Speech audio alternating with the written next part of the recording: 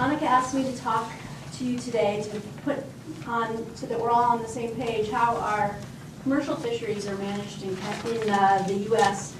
To account for marine mammal bycatch. So due in part to some concerns from Congress and the public, the amount of bycatch in commercial fisheries, in 1994, the Marine Mammal Protection Act was amended to begin to track the impact of fisheries and to as far as their impact on particular marine mammal stocks.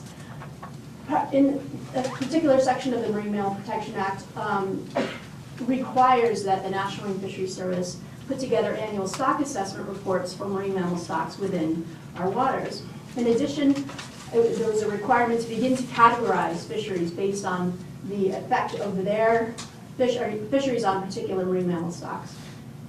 They also required that particular fisheries begin to have observers on that, so we begin to look at the bycatch, and that where possible, take reduction plans be put in place to reduce the bycatch of marine mammals. Oops. Sorry, we didn't practice before. So stock assessment reports that the National Marine Fisheries Service, about every 3 years, or as the budget is appropriate, does a stock assessment report, which is basically a survey of marine mammal stocks within the U.S. EEZ, to provide an estimate of, to again, then to look at the impact of various threats, such as fisheries, on these stocks.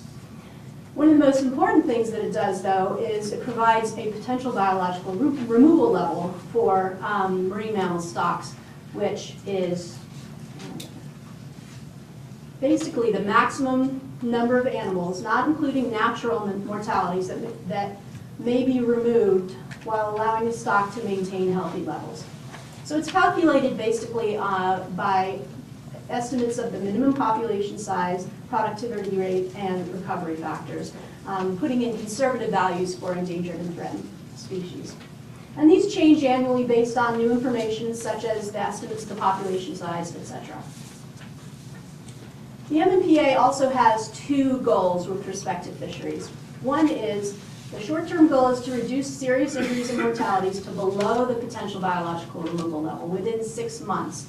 That was within 6 months of the 1994 amendments. The long-term goal is to reduce serious injuries and mortalities to insignificant levels. And in here, we've defined insignificant levels to be either zero mortality, as defined to be 10% below the potential biological removal level within 7 years.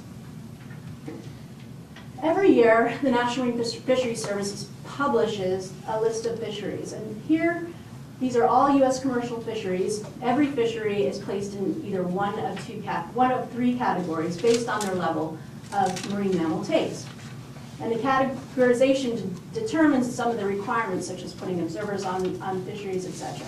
So Category 1 fishery interacts frequently with marine mammals.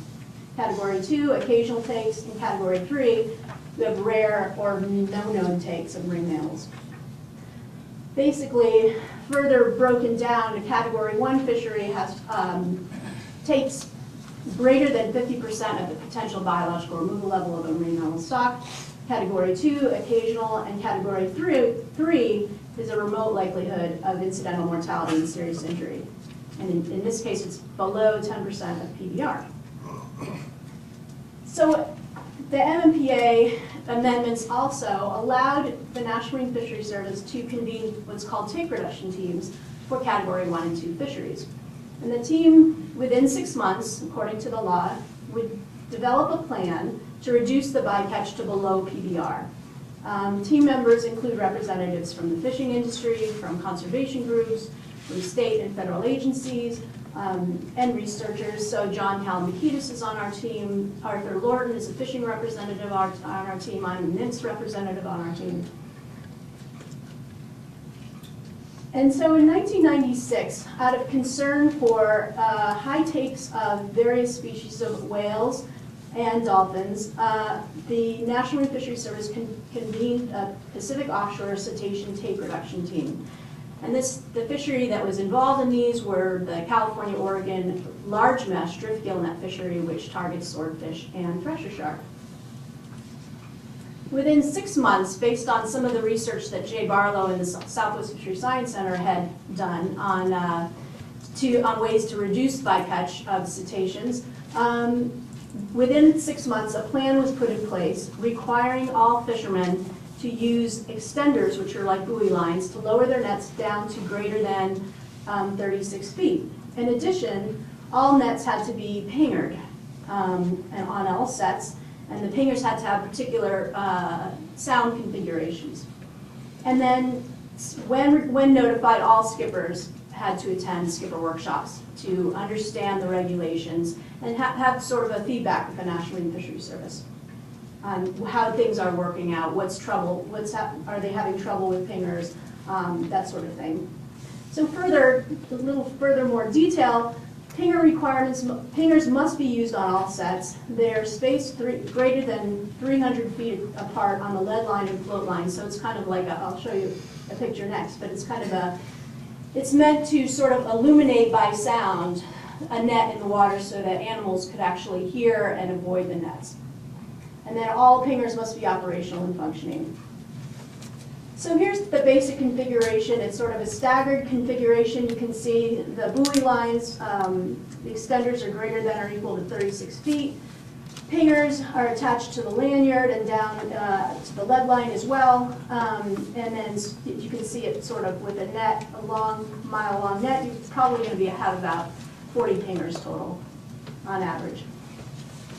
So the drift gill net fishery, we have observed this fishery since 1990, so we have a lot of good data. We try and get 20% coverage, so we're collecting a lot of information. You can see that the effort has declined over the years. A lot of that is due in part to a huge closure that was put in place in Central California and Southern Oregon to protect leatherback sea turtles. So as I said, with observer coverage, we're able to track the species that have been taken in this fishery. You can see from 2004 to 2008, there were several dolphins taken and 2 pinnipeds, the California sea lion and northern elephant seal.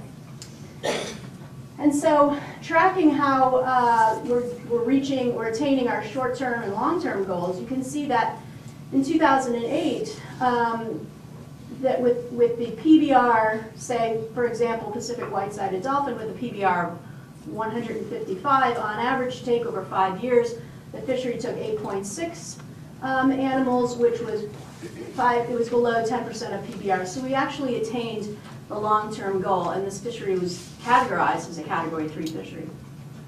And I think Jim Coretta is going to talk a little bit more about the success of this fishery, and then later Arthur will talk about his experience as a fisherman. Thanks.